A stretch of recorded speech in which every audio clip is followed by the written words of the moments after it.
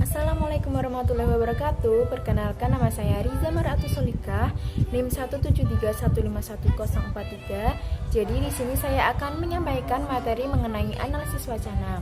Nah, yang pertama saya akan menyampaikan mengenai sejarah singkat dari analisis wacana. Analisis wacana adalah suatu pendekatan analisis kebahasaan yang melihat pola bahasa lebih dari sekedar teks, seperti halnya konteks sosial budaya yang tercermin dalam teks yang muncul. Nah, jadi maksudnya adalah bahwa analisis wacana tidak melulu hanya tentang kebahasaan saja, akan tetapi bisa mencangkup mengenai hal-hal di luar kebahasaan seperti halnya sosial, budaya, ataupun politik, seperti itu. Jadi sejarah analisis wacana muncul pertama kali karena Zelig Harris itu pada tahun 1952 menganalisis bahasa lebih dari sekedar teks dengan cara mencari hubungan linguistik dan non-linguistik. Ia bertujuan memberikan cara untuk mendeskripsikan ciri-ciri kebahasaan yang didistribusikan dalam teks dan cara-cara teks dikombinasikan dalam gaya dan style yang khusus. Jadi maksudnya di sini adalah Zelig Harris itu melihat bahwa linguistik itu tidak hanya sebagai suatu bahasa atau alat komunikasi saja. Akan tetapi dia melihat linguistik adalah sebagai alat untuk mengamati dan mencermati fenomena-fenomena sosial dan kebudayaan di lingkungan masyarakat pada saat itu, yaitu pada tahun 1952. Jadi selain Zelig Harris di sini ada tokoh-tokoh lain yang juga mengemukakan mengenai analisis wacana. Dia adalah Van Dijk, yang ketiga adalah Fried, yang keempat adalah Halliday. Nah, jadi dari keempat tokoh tersebut memiliki intisari yang sama mengenai analisis wacana, yaitu dapat disimpulkan bahwa analisis wacana itu bukan hanya merupakan suatu bahasa atau alat komunikasi saja, akan tetapi bisa mencakup hal yang berada di luar konteks kebahasaan, seperti halnya konteks budaya, sosial, maupun politik. Selain itu, cara berkomunikasi seseorang itu pasti berbeda antara satu dengan yang lainnya. Nah, hal itu dipengaruhi oleh budaya atau kultur serta pengetahuan yang dimiliki oleh setiap orang tersebut. Jadi cara berkomunikasi seseorang itu dilihat dari konteks, kultur atau budaya dan juga pengetahuan yang dia miliki. Nah, itu bisa berpengaruh juga kepada cara berbicara atau berkomunikasi, seperti itu. Nah, pada pembahasan kedua kali ini kita akan membahas mengenai pengantar analisis wacana.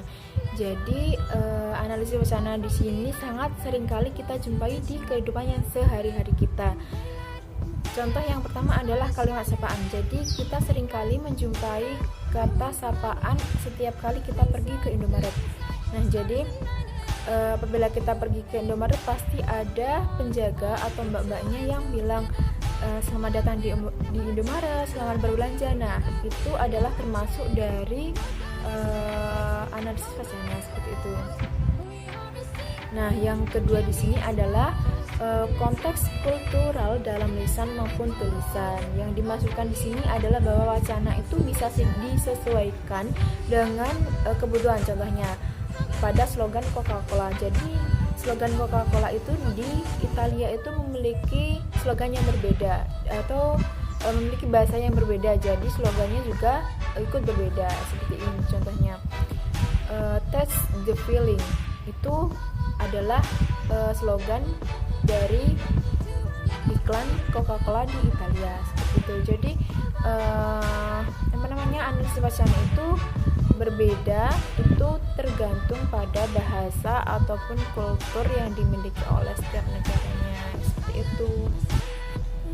Jadi pembahasannya selanjutnya kali ini adalah mengenai perbedaan pandangan analisis wacana. Jadi pendapat yang pertama itu dikemukakan oleh Mills, yang berpendapat bahwa analisis wacana telah bergeser dari menyoroti satu aspek penggunaan bahasa ke lainnya, serta digunakan dengan cara berbeda pula oleh peneliti yang berbeda juga. Maksudnya adalah bahwa dulu itu analisis wacana hanya menyoroti satu aspek saja, akan tetapi seiring berjalannya waktu analisis wacana itu disesuaikan dengan kebutuhan, misalnya untuk keperluan marketing dan sebagainya, seperti itu.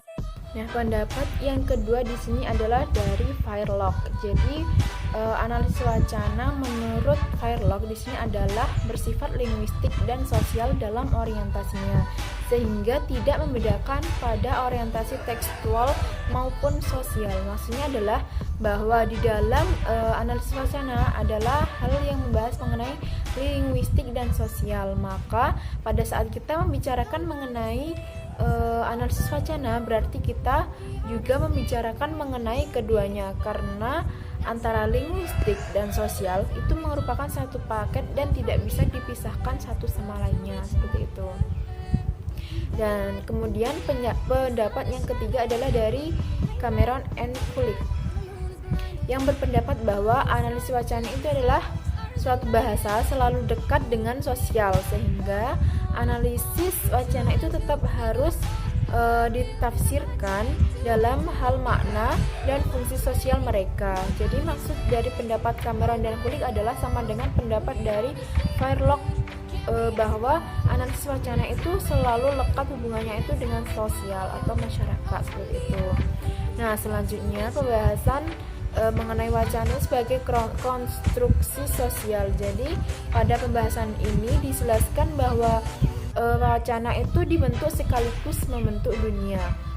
Berarti bahwa adanya wacana adalah karena orang-orang di dunia itu membentuk wacana, sehingga dengan adanya wacana itu bisa terbentuklah dunia, dengan uraian bahwa wacana itu dibentuk dari bahasa serta bahasa pembentuk. Jadi wacana itu dibentuk oleh orang-orang yang berada di dunia ini, dan dunia itu dibentuk oleh wacana juga yang dibentuk oleh manusia yang berada di dalamnya sendiri, seperti itu. Jadi ada hubungan timbal balik antara keduanya. Nah, pembahasan kelima kalinya adalah wacana sebagai identitas sosial, yaitu cara kita membuat terlihat dan dikenali siapa diri kita dan apa yang kita lakukan itu selalu melibatkan lebih dari sekedar bahasa, melainkan juga melibatkan tindakan, interaksi, dan berpikir dengan cara tertentu. Maksudnya adalah apabila kita berada di lingkungan sosial, bagaimana sikap, sifat, kepribadian, dan kebiasaan kita adalah yang dinilai sebagai identitas kita. Jadi apabila seseorang itu telah terbiasa melihat bagaimana identitas kita, lalu kita melakukan hal yang tidak biasa kita lakukan, maka orang tersebut akan merasa tidak percaya bahwa itu adalah perlakuan atau tindakan dari kita, seperti itu. Jadi yang keenam adalah mengenai wacana dan intertekstual. Nah, teks yang telah ada sekarang adalah teks yang mengutip, menyinggung, atau merujuk pada teks yang mendahulu yang mungkin sudah pernah ada sebelumnya. Nah, jadi makna teks tidak berubah, hanya saja mungkin mendapatkan tambahan atau pengurangan kata, akan tetapi itu tidak menghilangkan makna yang sesungguhnya, seperti itu.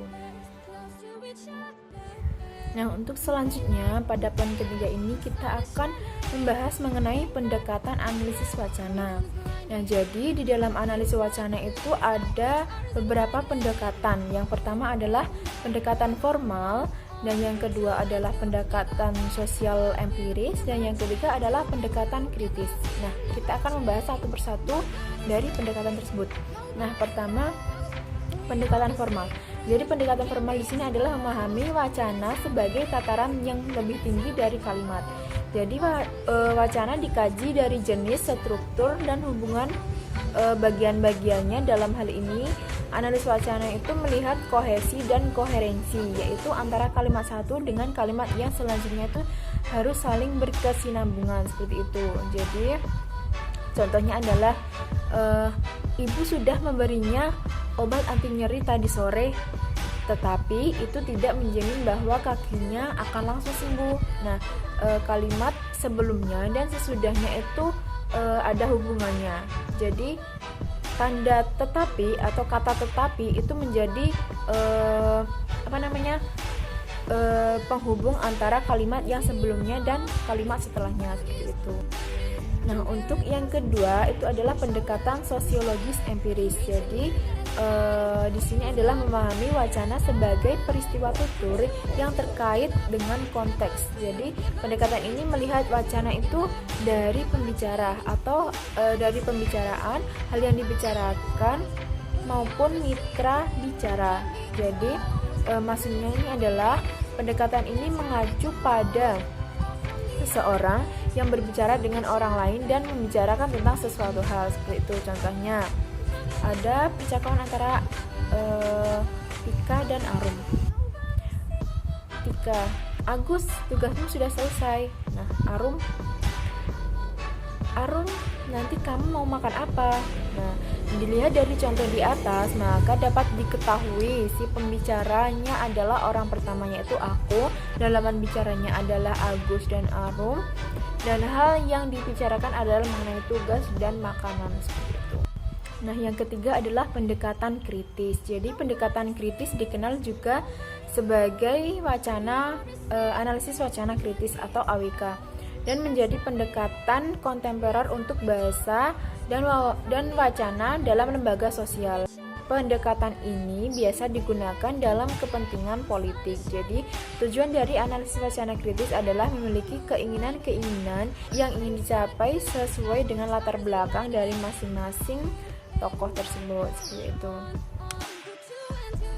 Nah, pada poin keempat kita akan membahas mengenai wacana dan masyarakat. Yang pertama adalah komunitas wacana. Jadi, komunitas wacana di sini adalah sekelompok orang yang berbagi beberapa jenis aktivitas. Mereka memiliki komunitas yang khusus atau satu sama lain karena memiliki tujuan, nilai, keyakinannya sama. Jadi, lebih jelasnya, wacana yang digunakan oleh setiap artikel jurnal itu memiliki aturan tidak tertulis sendiri tentang apa yang bisa dikatakan dan bagaimana mengatakannya. Jadi apa yang bisa disetujui oleh suatu komunitas wacana itu belum tentu disetujui oleh komunitas wacana yang lainnya. Misalnya jurnal A itu menyetujui tentang pernyataan dari seseorang.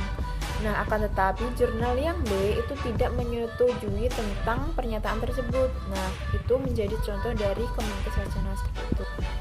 Nah, yang bagian B adalah bahasa praktik sosial kedaerahan. Jadi, wacana sangat dipengaruhi oleh faktor sosial dan kedaerahan. Saat kita berbicara dengan siapa, kita berbicara sampai pada topik pembicaraan. Jadi, bagaimana kalian tinggal itu sangat berpengaruh terhadap bahasa yang kalian gunakan untuk berkomunikasi dengan orang lain. Misalnya, bahasa yang digunakan oleh seseorang dan bahasa tersebut dianggap baik atau tidak bermakna negatif, itu tidak selamanya demikian pula di daerah lain. Jadi misalnya, contohnya orang Surabaya itu biasa mengucapkan kata sekian, itu dianggap biasa dan malah sebagai bentuk keakraban dari orang Surabaya. Akan tetapi akan berbeda konteks jika kata tersebut diterapkan di daerah lain, misalnya di Solo yang bahasanya terkesan halus, seperti itu. Poin C itu adalah wacana gender. Nah, wacana gender itu menjadi sorotan yang menarik sejak perjuangan feminisme dari gelombang pertama hingga sekarang, karena hal itu membicarakan mengenai perjuangan seorang perempuan yang tidak mau dianggap remeh dan lemah daripada kaum laki-laki, seperti itu. Nah, yang poin D adalah wacana identitas. Jadi, manusia memainkan lebih dari satu peran dalam hidupnya. Dalam mengambil peran, wacana tersebut mengikuti peran yang dijalankan oleh diri kita. Misalnya, seseorang berbicara atau berkomunikasi dengan orang lain, maka komunikasi atau pembicaraan yang dibahas tersebut mengikuti orang yang sedang mengajak berbicara atau berkomunikasi. Misalnya, seseorang sedang membicarakan mengenai COVID-19, maka tanggapan dari orang yang diajak berbicara itu juga membahas hal yang sama. Jadi tidak mungkin satunya itu membahas tentang COVID, satunya itu menjawab tentang hal yang lainnya. Jadi itu tidak ada hubungannya, seperti itu. Jadi pada poin E adalah wacana ideologi. Lisan dan tulisan tidak hanya selalu menjadi modal linguistik, tetapi selalu menjadi proses yang signifikan secara politik dan sejarah. Jadi hal yang menyangkut lisan dan tulisan itu tidak melulu membahas mengenai linguistik saja, akan tetapi bisa juga membahas mengenai politik dan sejarah, seperti itu. Nah, pada poin kelima kali ini adalah membahas mengenai konsep dasar analisis wacana pragmatik. Jadi, menurut Wijana dan Rohmadi, pada hakikatnya pragmatik adalah cabang ilmu bahasa yang mempelajari struktur bahasa secara eksternal, yaitu bagaimana suatu kebahasaan itu digunakan dalam komunikasi. Maksudnya adalah sebuah pendekatan bahasa yang digunakan untuk mengetahui maksud dari sebuah ujaran atau tuturan yang berdasarkan dari konteks. Jadi, pragmatik di sini adalah sebagai penjelas maksud dari sebuah ujaran atau tuturan, seperti itu. Kehadiran pragmatik di sini itu tidak serta-merta langsung hadir, tetapi melewati beberapa proses yang berkaitan dengan morfologi, struktural, dan proses-proses lainnya yang berangsur-angsur. Jadi, proses tersebut kita bisa melihat adanya bahasa di dalam bahasa itu sendiri, karena bahasa itu pada dasarnya berkaitan dengan hal-hal di luar dari konteks bahasa. Jadi di sini banyak ahli yang mengaitkan antara pragmatik itu dengan semantik. Contohnya adalah sebagai berikut. Untuk yang semantik, contohnya adalah karyawan dengan kinerja yang bagus akan mendapatkan bonus pada akhir tahun. Nah, untuk yang pragmatik, yang penutur pertama, mana rapotmu? Ini Pak, banyak nilai C-nya. Bagus, besok tidak usah belajar, main terus saja. Nah, jadi makna bagus antara pada kalimat semantik dan pragmatik itu memiliki makna yang berbeda. Bagus pada kalimat semantik itu memiliki makna yang positif apabila bagus pada pernyataan, kata bagus pada kalimat pada contoh pragmatik itu memiliki makna yang negatif. Karena bagus di sini memiliki makna yang menyindir, seperti itu. Nah, pada poin ke-6 ini adalah analisis wacana pragmatik bagian situasi tutur. Menurut pendapat Leeds, itu pragmatic studies meaning in relation to speech situation. Maksudnya adalah pragmatik mempelajari tentang hubungan situasi tutur, yaitu antara penutur, lawan tutur, atau mitra tutur, dan topik tuturan. Contohnya, yang pertama kita akan membahas mengenai penutur dan lawan tutur terlebih dahulu. Jadi hal yang berkaitan dengan aspek ini adalah karakter lawan tutur, seperti usia, latar belakang sosial ekonomi, jenis kelamin, tingkat keakraban, dan sebagainya. Maksudnya adalah bahwa kita sedang berkomunikasi atau bertutur dengan seseorang, kita harus melihat aspek dari lawan tutur itu sendiri, karena hal itu akan menentukan bagaimana bahasa yang akan kita gunakan sebagai alat komunikasi yang terkait dengan tataran bahasa yang disesuaikan dengan usia dari lawan tutur. Misalnya, jika kita berbicara dengan seseorang yang sepantaran atau seumuran, pasti kita menggunakan bahasa yang berbeda dengan apabila kita berbicara dengan orang yang lebih tua dari kita, seperti itu. Selain dalam berkomunikasi, kita juga tidak boleh menyinggung perasaan dari si lawan tutur. Hal ini juga berkaitan dengan latar sosial ekonomi. Dalam hal ini, kita tidak bisa menyamakan antara status ekonomi seseorang antara yang satu dengan yang lainnya. Jadi, hal itu dapat menyinggung perasaan dari si lawan tutur, sehingga kita harus pandai dan harus berhati-hati dalam berkomunikasi dengan orang lain. Yang kedua, kita akan membahas tentang konteks tuturan. Pada hakikatnya, konteks tuturan itu berkaitan dengan background knowledge, yaitu pengetahuan dasar yang dimiliki oleh seseorang yang dipahami oleh penutur dan lawan tutur. Dikatakan berkaitan karena pembicaraan konteks tuturan si penutur dengan lawan tutur akan berjalan dengan baik apabila keduanya itu memiliki background knowledge atau latar belakang pengetahuannya sama. Jadi, misalnya seseorang yang berkuliah di jurusan BK kemudian bertutur atau berkomunikasi dengan orang yang berjurusan di bahasa Indonesia itu dengan konteks pragmatik, maka seseorang yang di jurusan BK tentunya tidak tahu secara mendalam mengenai apa itu pragmatik, seperti itu. Yang ketiga adalah tujuan tuturan. Hal ini dilatar belakangi oleh maksud dan tujuan dari penutur. Jadi misalnya pagi, selamat pagi, pagi itu memiliki makna yang semi atau kata sapaan. Nah, yang keempat adalah tuturan sebagai tindakan. Jadi tujuan sebagai verbal acts dan menjadi entitas konkret penutur dan mitra tutur, waktu dan tempat pengutaraannya. Yang kelima adalah tuturan sebagai tindak verba. Hal ini memberikan kalimat dan tuturan. Contoh, apakah rambutmu terlalu panjang? Kalimat tersebut mungkin bisa ditafsirkan sebagai pernyataan atau perintah. Pada poin yang ketujuh adalah analisis wacana pragmatik bagian tindak tutur. Maksudnya adalah sebuah tindak tutur merupakan pengujaran kalimat untuk menyatakan suatu maksud dari sebuah pembicaraan agar dapat tersampaikan dan dimengerti oleh orang yang terlibat dalam tindak tutur atau orang yang diajak berinteraksi. Di dalam tindak tutur itu dibagi menjadi 3, yaitu lokusi, ilokusi, dan perlokusi. Jadi lokusi di sini adalah tindak tutur untuk menyatakan sesuatu dan menjadi tindak tutur paling mudah diidentifikasikan karena tanpa menyatakan konteks tuturan. Maksudnya adalah bahwa lokusi di sini hanya berupa suatu pernyataan atau informasi mengenai sesuatu hal. Contohnya, ikan paus adalah binatang mamalia. Ayam merupakan hewan unggas. Adik menyapa halaman rumah. Nah, jadi hal itu hanya sebuah pernyataan, kalimat pernyataan. Jadi tidak memiliki turunan apapun.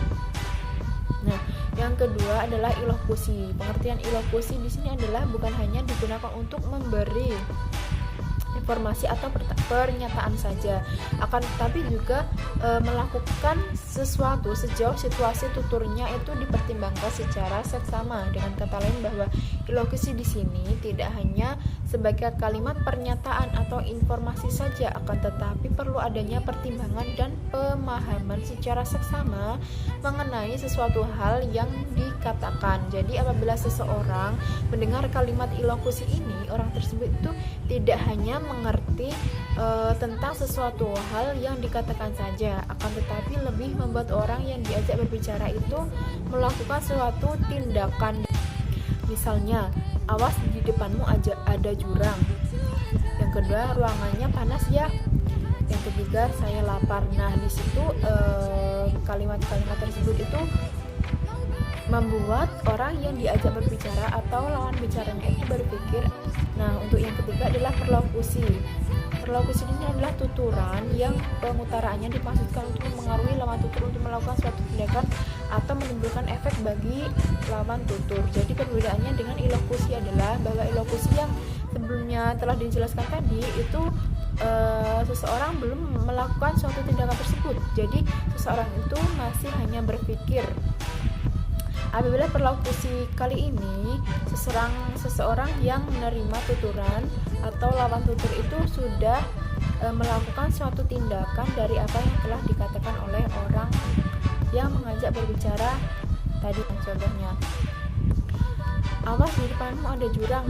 Nah, perlokusinya orang tersebut mundur dari tempat yang semula, seperti itu. Nah, untuk selanjutnya adalah poin ke-8, yaitu analisis wacana dari prinsip kerjasama KRIS. Nah, untuk yang pertama, maksim kuantitas adalah menghendaki setiap peserta pertuturan memberikan kontribusi yang secukupnya atau sebanyak yang dibutuhkan oleh lawan bicara. Misalnya, yang A, kamu mau kemana? B-nya menjawab, mau ke pasar. Yang A menjawab lagi, beli apa? Yang B, beli sayur. Nah, yang A menjawab lagi, mau masak apa? Yang kemudian yang B menjawab lagi, sayur bayam. Dari contoh di atas, maka dapat disimpulkan bahwa maksud dari maksim kuantitas itu memberikan tuturan yang secukupnya kepada lawan bicara atau orang yang diajak berbicara. Sedangkan yang dimaksud penutur memberikan tuturan sebanyak yang dibutuhkan oleh lawan bicara adalah sebagai berikut. Jadi yang seseorang yang A itu mengatakan, kamu mau kemana? Yang B-nya menjawab, mau ke pasar beli sayur, mau masak sayur bayam. Nah, itu jadi tidak menjawab secukupnya dari pertanyaan yang diajukan, seperti itu. Nah, yang kedua adalah maksim kualitas. Jadi maksim kualitas di sini adalah mewajibkan peserta percakapan atau orang yang melakukan percakapan itu mendasarkan pada bukti-bukti yang memadai saat bertutur. Contohnya, yang A, siapa presiden kita saat ini? Yang B-nya menjawab, Bapak Jokowi. Yang yang orang yang A-nya menjawab lagi, mana buktinya? Yang B-nya menjawab lagi, itu ada di berita televisi, beliau sedang menyampaikan pidato. Jadi pernyataan tersebut ada bukti-bukti yang konkret mengenai hal yang dikatakannya tadi. Nah, jadi percakapan di atas itu merupakan maksim kualitas karena dapat dipertanggungjawabkan atau ada bukti-bukti yang konkret mengenai hal yang dibicarakan. Sedangkan pelanggaran maksim kualitas itu dapat digambarkan dari percakapan sebagai berikut. Yang A-nya misalnya mengatakan, kamu tahu ibuku tadi pergi kemana? Yang B-nya menjawab, mungkin ke pasar, tadi lewat depan rumahku.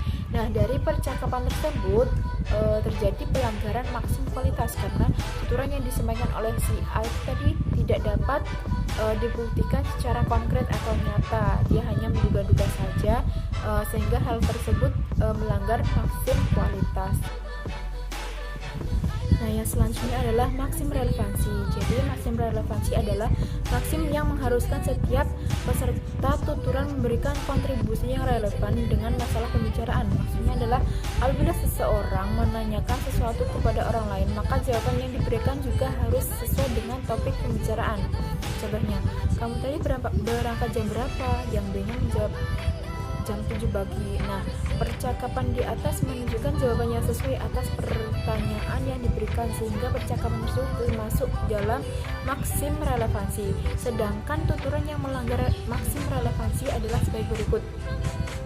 Misalnya yang A mengatakan, kamu mau beli paketan jam berapa? Yang B-nya menjawab, nanti kalau ibuku sudah pulang. Jadi percakapan tersebut termasuk melanggar maksim relevansi karena jawaban yang diberikan tidak menunjukkan jam akad, tetapi hanya menunjukkan durasi saja dan tidak pasti.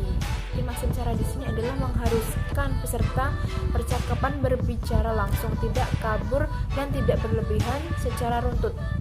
Contoh pelanggaran maksim cara adalah sebagai berikut.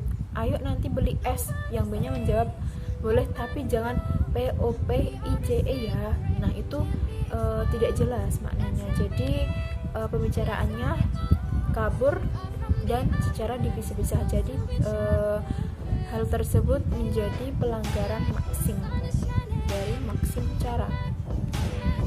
Nah, kategori maksim percakapan Grace. Jadi menurut Grace di sini maksim kuantitas adalah pernyataannya seperti ini. Jika saya membutuhkan 4 obeng, saya mengharapkan Anda mengambilkan saya 4, bukannya 2 atau 6. Maksudnya adalah jika seseorang membutuhkan sesuatu sebanyak yang dia minta, maka kamu juga harus memberinya sesuai dengan apa yang dia minta.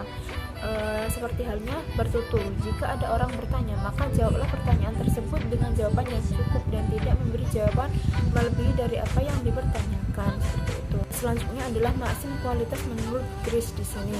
Menyatakan bahwa jika saya membutuhkan gula untuk membuat kopi, saya tidak mengharap Anda memberinya garam. Jadi maksudnya adalah apabila seseorang membutuhkan sesuatu yang telah disebutkan, maka tidak bisa diganti dengan benda atau barang yang lainnya. Nah, yang selanjutnya adalah maksim relevansi. Menurut Grace, jika saya sedang mengaduk adonan kue, saya tidak mengharapkan buku yang bagus atau bahkan kain oven, walaupun benda yang terakhir ini saya butuhkan di tahapan berikutnya. Maksudnya adalah bahwa apabila seseorang sedang melakukan kegiatan mengaduk kue, maka yang dibutuhkan saat mengaduk adonan kue adalah mixer atau pengaduk manual, bukannya buku atau kain oven. Nah, karena apabila pada saat mengaduk adonan kue, maka orang tersebut tidak bisa mengaduk dengan buku bagus ataupun kain oven karena itu bukanlah alatnya. Jadi relevansi di sini adalah kesesuaian kebutuhan yang diharapkan dan mendapatkan jawaban yang sesuai pula, seperti halnya bertutur. Yang selanjutnya maksim cara menurut Grace. Saya mengharapkan teman kerja saya memahami kontribusi yang harus dilakukan secara rasional. Maksudnya adalah seseorang mengharapkan temannya memberikan suatu tindakan secara masuk akal dan tidak membingungkan orang tersebut. Jadi maksudnya maksim cara di sini adalah jelas, tidak kabur dan tidak membingungkan orang yang diajak bertutur seperti itu. Nah, itu saja materi yang dapat saya sampaikan. Apabila ada kurang lebihnya, saya mohon maaf yang sebesar-besarnya. Wassalamualaikum warahmatullahi wabarakatuh.